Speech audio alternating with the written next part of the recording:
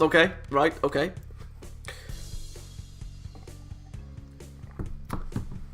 In a motion of practiced ease, I better finish this part quickly.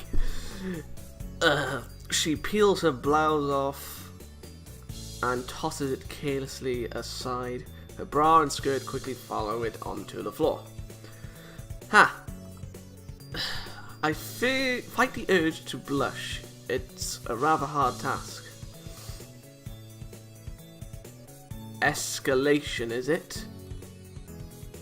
My own shirt follows suit, albeit with some difficulty thanks to my position. Emi mock yawns. You'll have to try harder than... That face? Okay, what? My hand gently caresses Emi's bare skin, causing her to shiver. She's blushing, we've won. It would seem that my hands are acting on their own again. If our position had let me, I'd probably have finished her undressing for her. I start to say something about how Emi's starting to blush, but both of us are very rapidly reaching the edge of something very barely holding us back. Conversation grinds to a halt and I feel my arms losing energy. Okay then. Oh, that music. Neither of us, however, are prepared for this sudden new sensation.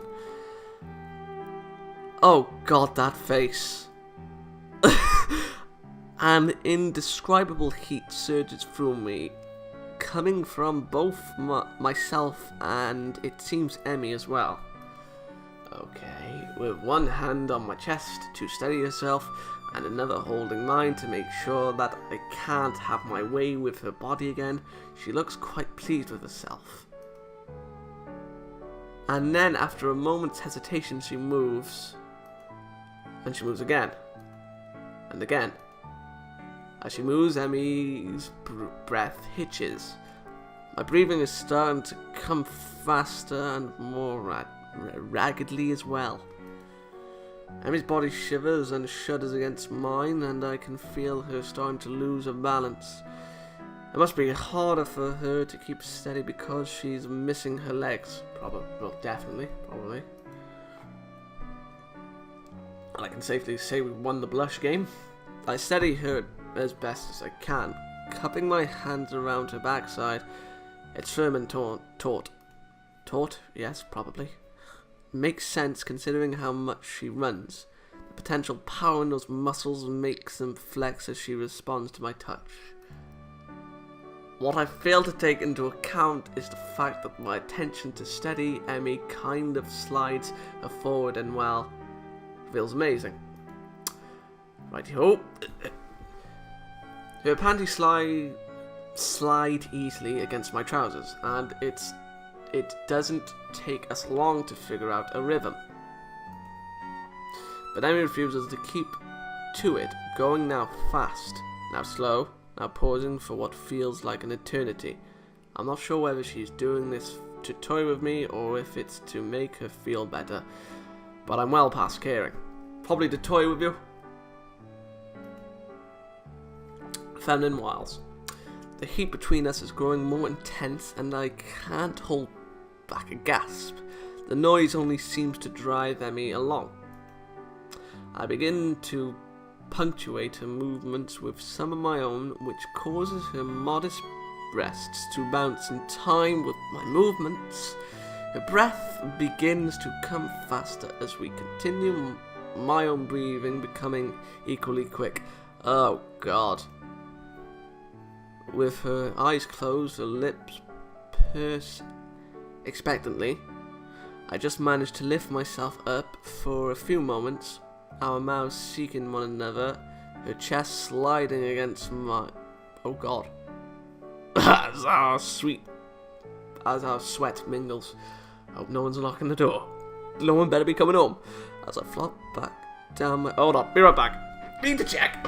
Thank god for that, no one is. As I flop back down, my trousers are soaked with sweat. I would take them off if it didn't mean stopping what we're doing. And I don't want to stop what we're doing, stop this growing pressure, this tickling in the back of my brain. tickling in the back of your brain. Righty-ho. Emi is sliding faster and faster, panting heavily, her voice seemingly unable to convey what she's feeling. Her body, on the other hand, is doing a fine job. Right-ho, that face. Suddenly she moves a little more erratically as my own breath hitches in my throat, ending in a final desperate thrust that sends me over the edge into a surging feeling I didn't know existed. Okay, right-ho. My mind blanks, fills with white noise, and I succumb to the feeling of climax. For a few seconds, everything else in the world falls away, except for this amazing feeling of Emi and I together. She lost, and then it passes. The white noise clears, and I'm left staring up into the eyes of the girl atop me. For a few minutes, neither of us speaks. The sound of our breathing fills the room, our chests heaving from the experience. She eventually reluctantly shifts off of me and sits against the wall. I join her. So, did I blush? Yes. I didn't notice. Did I? Emi shrugs, still breathing a little heavy. Didn't notice either. Oh, God. Well, maybe we should.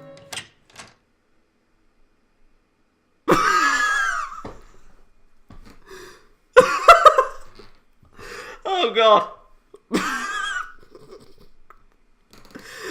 Oh. Ready. I need to use your... I can't say it. I need to use your window. My first instinct is to hide, but then I realise I'm still utterly exhausted and sitting next to a topless Emi, so there's no running away.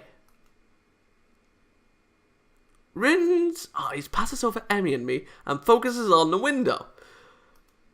How'd she get in? There was a cloud. A cloud?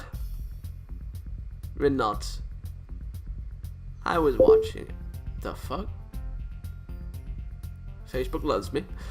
Fuck off, phone, I know. I was watching it from my window, but it didn't stay in my window.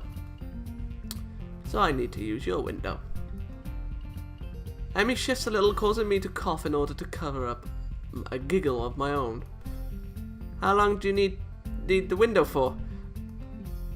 We're, busy. This time I can't contain my laughter.